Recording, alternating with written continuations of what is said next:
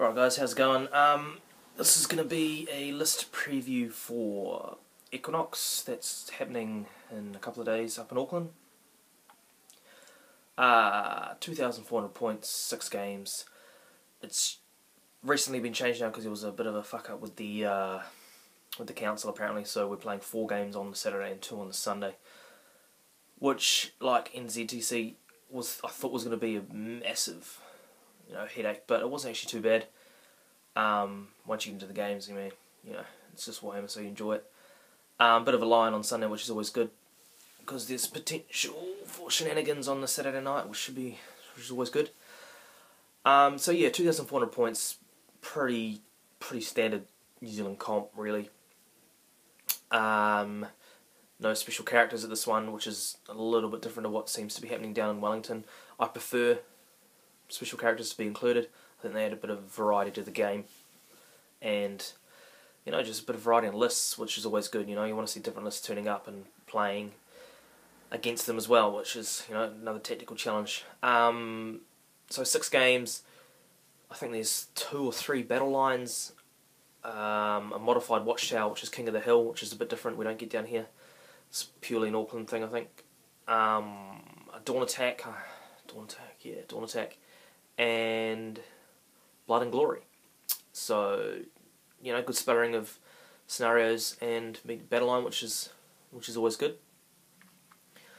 So yeah, basic comp. So you're looking at your 6 dice max for Dark Elves, and a lot of armies have their specific comp. I'm not going to go over it now. But the only thing I had to worry about with my orcs, I'm taking my orcs and goblins for this one, is my spear chuckers don't count for the War Machine cap, which I think is 4, and only 2 of one type, which is fine. I mean, 2 do knives, 2 do rock lobbers, and as many spear chuckers as you want is probably what you fit in anyway. But as you'll find out from my list, it's a little bit different to what I normally run. I tried to play the meta because I think there's going to be a few Warriors armies, and well, basically just Warriors armies there, I think. So from what I've seen, I think there's about 35 to 40 people, and I think, maybe a bit less than that. No, that sounds about right. Maybe 7 or 8 Warrior players, which is a good percentage, which it was the top army there. The top, I think Orcs has got about 5. I think that's 3rd. I can't remember what's 2nd. It doesn't, whatever. So yeah, it should be good fun. First round draw, and the lists get released apparently tomorrow. So at least we get a bit of, we know who we're going to fight. Excuse me, do a bit of preparation before the tournament. So yeah, I'll go over my list now. See yous.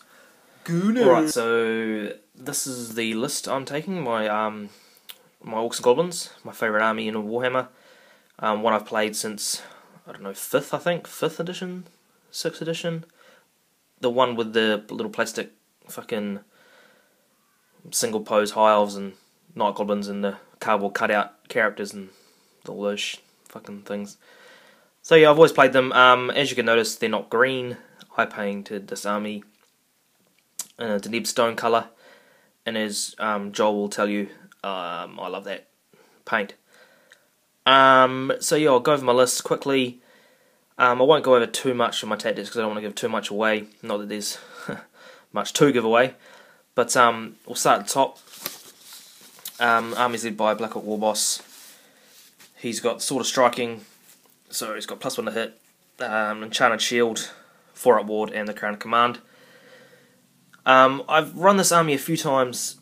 Well, there are similar versions of this army with and without the crown, and I think the crown just gives you that security of that one failed frenzy check or something like that that's going to pull your massive unit out of position, get flanked, get fucked up, and lose the game purely on that 2 failed leadership checks or something like that. So I take it as for that very reason. I think in hardcore tournament hammer, which this could be, it's very much worth it. What else have I got? I've got next to him, I've got the Savage Orc Great Shaman. He's got, obviously, level 4. He's got the Shrunken Head. and the ruby ring. Alright, sorry about that. So yeah, level 4, shrunken head, and the ruby ring. So yeah, toughness 5, 5 up ward should be fairly protective. The way this army's built, this version of it, it's not intended to get in combat straight away, so he's got a few turns of casting before he potentially gets killed. I mean, the main protection to give, and most people do, is the Fencer's Blades, but unfortunately I didn't have the points for that, so I just pretty naked with the Shrunken Head and the Ruby Ring, just to give a bit of fireball, stop those fucking A-bombs getting back up. Heroes, I've got a Goblin BSB, who's the shaman looking guy there. He's got the Spider Banner. You'll see more why later. I've got a Goblin Big Boss on a Wolf. Light Armor, Shield, Spear, even though he doesn't have a shield. Technically, yeah, well, he's got a shield. And a Dragon Helm, so he's a bit of a get in the way, piss you off kind of thing. 2 up ward of his flaming is a good thing about him. He can block Kadai's and that kind of bollocks. And another Redirector and a War Machine Hunter. I've got, in my Night Goblin unit, I've got 2 Night Goblin Big Bosses with great weapons. Those are the Fanatic conversions there. And a Goblin Big Boss with a great weapon. I've gone with the 1 normal Goblin just purely for the Leadership 7. On either, just in case you're out of the Leadership bubble, that 7 is so much better than 6, so we've gone with that. For the core, and this is where it gets a bit different, I've got the Savage Orcs. They're big guns, full command, but they have bows. Yeah, I have tried the 90 Night Goblins with bows and the Spider Banner, but as Pete will tell you, you just run shit at them and take off so many goblins that it's just fucking ridiculous. So, and the 18-inch range is the main thing. So I've gone and put bows on these guys.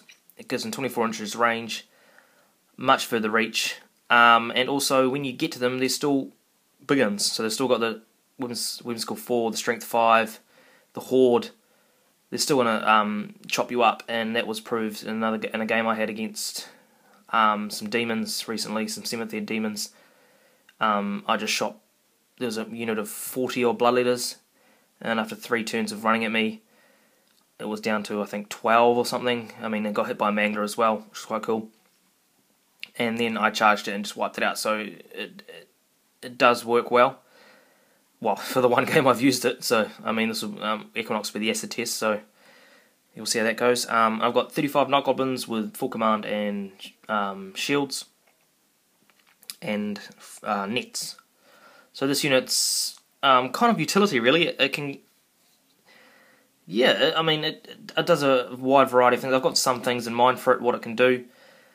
And the Goblin Big Bosses add the strength 6, which is good, and fill up the front rank, so it stops attacks coming back on the unit. So I've got a few things in mind for it. I'm not gonna fully share what I think they're gonna do, but yeah, they'll fulfill a role for me. That's all the core I've got. So on to special, I've got 8 trolls. These guys are absolute gold. Love them to pieces. Love the models. Now 8 is, I find, a very good number for these guys. You can lose a couple on the way in and still be very effective. Mr. Bearded Wonder Wadsworth, and he's always run 6. My mate Ben, he's in Australia at the moment. He's always run 6 of them. I find 6 a bit small, just for the fact that you're going to lose 1 or 2 on the way in, and then 4 trolls don't do jack. He's constantly proving me wrong with his trolls. With his army really. He has a bit of different look on things, and he does really well with it. It's just it's a really good thing about the book really. You can do quite a few different things with it and still be competitive, which is good. But I love this unit. 8 trolls, boom. Vomits, strength 5. You know, fuck shit up. 2 spear chuckers. Now, 35 points each. I think's worth the weight in gold. They only have to kill, or take a couple of wounds or something to make their points back. The fact that they misfire on a 1 is a bit shit, but you know, you get over that. You just chuck them on the flanks, and people sometimes forget about them, and then they suddenly go, "Oh yeah, flank shot down your knights," and you go, "What from?" And they go, "Oh." So yeah, that's a bit of a ghoulish sound. They want it. Cool. I've got 1, 2, 3 Goblin Wolf Chariots. These things are absolute fucking gold. Wouldn't leave home without them. Used to leave home without them. Got talked into them. Love them. Yeah, movement 9, strength 5. Fucking awesome.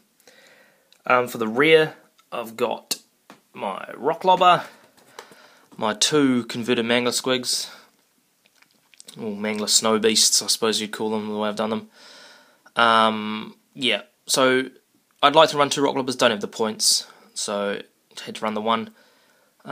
So yeah, 2 Manglers, and I've also got the obligatory 2 Doom Divers. Best thing in the book by a long shot, and a backwards